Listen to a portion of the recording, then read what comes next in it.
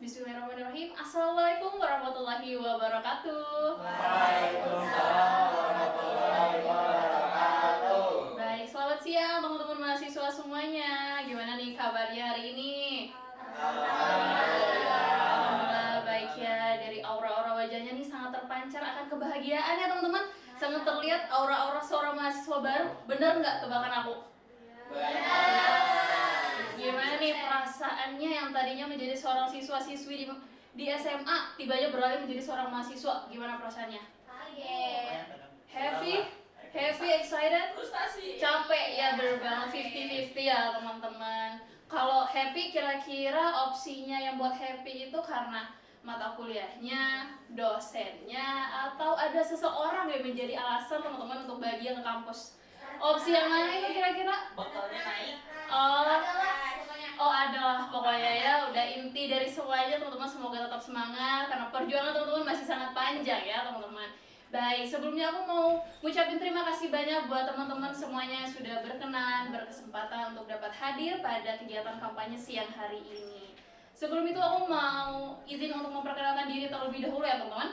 Kenalin, nama aku Mufidah Nurhalia Ternate. Aku merupakan salah satu anggota dari komunitas Go Green. Sebelumnya udah ada yang pernah dengar atau mungkin ada yang tahu komunitas Go Green itu seperti apa?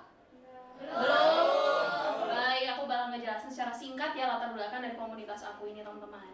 Jadi komunitas Go Green itu merupakan sebuah komunitas yang didirikan oleh masyarakat sekitar, di mana kita mempunyai sebuah program kerja wajib dalam waktu seminggu itu minimal 2 hingga 3 kali kita akan melakukan pembersihan bersama, atau yang seringkali kita sebut dengan gotong royong ya teman-teman. Jadi sampah-sampah kita hasilkan dari hasil pembersihan itu tidak hanya kita kumpulkan lalu kita buang begitu saja, melainkan inilah tujuan awal dari komunitas kita, di mana akan kita pilah sampah tersebut dan akan kita daur ulang.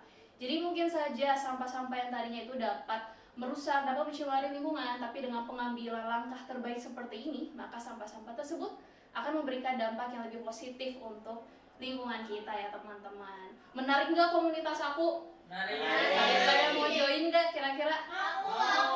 Oke, boleh ya, off cam kita list siapa-siapa yang mau join ya teman-teman. Baik teman-teman, sepengetahuan aku nih, Unisba ini merupakan salah satu kampus swasta ternama ya di Bandung. Setuju tidak? Setuju banget ya, dengan lokasi kampus yang sangat strategis ini. Dan yang paling penting apa? Depannya banyak? Banyak sekali jajanan dari makanan berat, makanan ringan, dan berbagai macam minuman. Namun dari banyaknya makanan dan cemilan itu pastinya dapat melahirkan banyak sampah ya. Jadi penting untuk saling mengingatkan untuk menjaga kebersihan lingkungan sekitar. Yaitu teman-teman, karena pada dasarnya Indonesia itu memasuki negara dengan penghasilan sampah plastik ya, terutama sangat banyak di dunia. Ini sudah bukan di tingkat Asia lagi, melainkan tingkat dunia, di mana Indonesia itu menduduki posisi kelima dengan penghasilan sampah plastik sebanyak 65,2 juta ton sampah per tahunnya. Itu sangat banyak ya teman-teman, hanya dalam kurun waktu setahun, hanya dengan hitungan tahun lah kita sudah dapat menghasilkan puluhan juta itu ya teman-teman. Baik, di sini aku bakal memaparkan beberapa data statistika dari penghasilan sampah di Indonesia dari tahun ke tahunnya. Di sini aku mengambil data dari tahun 2022 hingga 2025. Sebelah sini terdapat grafik dari tahun 2019 hingga 2022. Berdasarkan dari data SIPSN atau Sistem Informasi Pengelolaan Sampah Nasional mengatakan bahwasanya Indonesia pada tahun 2022 ini menghasilkan sampah sebanyak 35 juta ton sampah per tahunnya. Hanya dalam kurun waktu setahun teman-teman, hanya dengan 12 bulan kita dapat menghasilkan sampah sebanyak itu ya teman-teman. Dan di tahun 2022 juga menjadi tahun dengan volume yang sangat meningkat ya teman-teman, sebanyak 21% dibanding dengan 4 tahun terakhir gitu kan, dapat dilihat ya dari grafiknya. Dan di sebelahnya terdapat data pada tahun 2023. Berdasarkan dari data Kebijakan Strategi Nasional mengatakan Indonesia pada tahun 2023 ini menghasilkan sampah sebanyak 69,9 juta ton sampah per tahunnya teman-teman, hampir 70 juta. Sedangkan pada tahun itu juga tingkat pencapaian kinerja dalam pengelolaan sampah itu baru saja mencapai 66%. Di dalam 66% juga masih terdapat 30% lainnya merupakan sampah yang belum dapat terkelola secara baik. Tantangan kita pada tahun itu sangat besar ya teman-teman. Padahal kita sebagai warga Indonesia pastinya dari tahun ke tahun memiliki harapan yang sangat besar untuk negara kita, adanya kemajuan, kesejahteraan, dan lain sebagainya. Melainkan kita masih menghadapi tantangan besar terkait sampah ini ya teman-teman. Dan Dan berikutnya pada tahun 2024, dapat dilihat ya pada data di belakang sini, berdasarkan data dari SIPSN juga mengatakan Indonesia pada tahun 2024 ini menghasilkan sampah sebanyak 33 juta ton sampah per tahunnya. Masih tergolong banyak ya teman-teman, tapi alhamdulillahnya dibanding dengan tahun sebelumnya, rupanya pada tahun ini sudah terlihat adanya presentasi yang menurun dengan volume mencapai 21%. Ini patut untuk diajukan jempol dan patut untuk mengatakan alhamdulillah ya teman-teman. Walaupun masih banyak tapi adalah perubahan sedikit demi sedikit. Dan di sebelahnya terdapat pada data tahun 2025, di mana berdasarkan dengan tema global Hari Lingkungan Hidup Sedunia 2025 dengan slogan Ending Plastic Solution, Menteri Hanif ini mengatakan bahwasanya Indonesia pada tahun 2025 menghasilkan sampah sebanyak 10,8 juta ton sampah per tahunnya. Teman-teman bayangin, ini masih tergolong banyak sebenarnya ya. Tapi alhamdulillah dibanding dengan tahun sebelumnya, ini perlahan-lahan sudah mulai terlihat adanya penurunan ya. Dan perlu diingat kembali teman-teman, pada tahun 2024, SIPSN mengeluarkan data bahwasanya terdapat satu jenis atau satu kategori sampah yang masih mendominasi akan sampah yang sangat banyak dihasilkan. Balik lagi, dari tahun ke tahun pastinya sampah yang dihasilkan sangat banyak ya. Dan di dalam sampah yang sangat banyak itu pasti terbagi akan banyaknya jenis sampah itu. Dari sampah plastik, sampah kaleng, ranting, dan pohon, dan lain sebagainya ya teman-teman. Namun terdapat satu jenis yang masih mendominasi sampah tersebut, yakni jenis sampah sisa makanan. Seperti kita ketahui ya teman-teman, makanan-makanan rumah tangga, makanan-makanan pedagang, pastinya itu kan apabila ada sisa pasti dibuang begitu saja kan teman-teman. Itulah yang menjadi jenis sampah yang masih mendominasi ya, dengan proporsi mencapai 39% pada tahun 2024. Baik teman-teman, berdasarkan dari hasil paparan aku nih, menurut teman-teman penting tidak untuk kita lebih meningkatkan lagi kesadaran kita dan pastinya menekankan lagi ya teman-teman, mempertahankan kesadaran kita untuk menjaga lingkungan sekitar. Menurut teman-teman penting tidak? Penting. Pastinya penting. Berdasarkan dengan data yang kita lihat dari tahun 2024 hingga tahun 2025, terlihat adanya persentase yang perlahan-lahan menurun ya. Perlahan-lahan tapi pasti alhamdulillahnya, dan semoga pada tahun 2026 ini dan tahun-tahun berikutnya tidak ada lagi peningkatan ya, malahan perlahan-lahan menjadi menurun ya teman-teman. Karena balik lagi, apapun hal yang akan kita lakukan pasti dimulai dari diri sendiri ya teman-teman.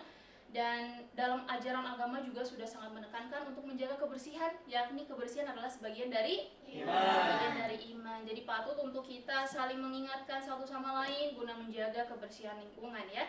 Jadi di sini aku bakal ngasih tips and trick yang menjadi sebuah langkah kecil yang mungkin kemudian dapat memberikan dampak besar bagi bumi kita. Dimana di sini aku bakalan ngasih contoh gerakan 4R. Mungkin istilah 4R ini sudah sangat tidak asing ya buat teman-teman semuanya ya. Ada yang udah tahu belum unsur-unsur dari 4R itu ada apa-apa aja? Belum. Baik. Di sini aku bakal ngejelasin ya teman-teman. 4R itu ada apa aja. Dimana kondimennya itu terdiri adanya reduce, reuse, recycle, dan replace. Dimana dari keempat R ini pastinya menjadi kondimen dan bentuk-bentuk yang sangat positif ya untuk menjadi langkah pertama kita untuk dapat mengambil langkah dalam pengelolaan sampah yang baik ini ya teman-teman. Jadi poin R yang pertama adalah reduce, atau kata lain itu bisa diartikan dengan kurangi. Jadi kita dapat mengurangi penggunaan barang-barang yang mungkin saja ke depannya dapat menjadikan sebuah tumpukan sampah yang lama-kelamaan menjadi semakin banyak. Contoh kecilnya seperti pengganti packaging makanan dengan prefer menjadi kotak bekal ya teman-teman. Apalagi ini contohnya seperti anak kosan ya, udah masak nasi, tinggal nyari lauk doang ke warteg gitu kan. Pastinya kan beli ini lauk di warteg kan per ini ya satu-satu lauk ya. Walaupun plastiknya itu sudah food grade. Tapi balik lagi ketika sudah selesai makan, plastiknya dibuang begitu saja, dan seiring berjalannya waktu dilakukan hal yang sama terus-menerus, pastinya dapat menumpukan sampah plastik ya teman-teman. Jadi apa salahnya kita sudah mulai merubah kebiasaan tersebut dengan menggantikan dengan penggunaan bekal ya teman-teman. Mungkin contoh di sini bekalnya terlalu gede ya, mungkin untuk ciwi-ciwi mungkin nyoba ini bekal yang lebih kecil, dan pastinya kan banyak storage ya di dalamnya, pasti sangat mempermudah kita. Mungkin dari sini ada sayur, ada ayam goreng, ikan goreng, tempe orek, dan sambal dan lain sebagainya. Pastinya sangat mempermudah hidup kita ya teman-teman. Dan poin R yang kedua adalah reuse atau gunakan kembali. It the same things dengan tempat bekal ya, tapi contoh lainnya seperti penggunaan tas belanja. Seringkali kita temui di Indomaret, Alfamidi, pokoknya minimarket lainnya gitu kan. Jadi penggunaan kantong kresek ini seringkali ada tambahan 200 perak. Jadi minus poinnya ada 2 nih. Sampah semakin menumpuk dan lama-lama kita semakin boros teman-teman. Jadi apa salahnya kita menggantikan dengan tas belanja yang lebih ramah lingkungan dan pastinya bersifat dapat digunakan berkali-kali ya teman-teman. Nah, bentuk R yang ketiga adalah recycle. Ini sudah sangat tidak asing lagi ya, gerakan recycle ini. Seringkali kita temui, seringkali kita lakukan selama masa sekolah ya, yakni mendaur ulang botol bekas plastik menjadi sebuah pot bunga, galon air bekas, dan lain sebagainya. Dan R yang terakhir adalah replace, atau dapat dikatakan dengan ganti. Kita dapat menggantikan penggunaan botol plastik dengan tumbler. Dimana tumbler sekarang sudah menjadi salah satu poin yang sangat populer ya bagi kalangan remaja. Jadi untuk ciwi-ciwi outfit udah lucu nih, masa sih nggak megang tumbler yang lucu juga gitu kan. Jadi selain OOTD yang lucu, adanya tumbler yang warnanya menggemaskan sudah pasti menambah poin fashion ya. Selain menjadi sebuah fashion, mungkin saja dapat memberikan dampak yang sangat baik untuk kedepannya dari kebiasaan kayak gitu ya teman-teman. Baik, apalagi sangat surprise ya teman-teman bahwasanya kampus teman-teman semua nih, kampus Unisba sangat care akan hal-hal sekecil itu, dimana tumbler Unisba ini menjadi sebuah souvenir yang sangat identik ya bagi mahasiswa baru.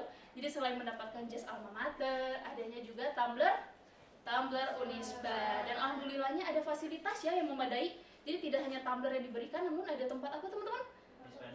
Yes, yang hampir di setiap lantai kelas mungkin ada ya. Jadi sangat mempermudah. Itulah bentuk kasih sayang dari kampus untuk kalian para mahasiswa ya teman-teman semuanya ya.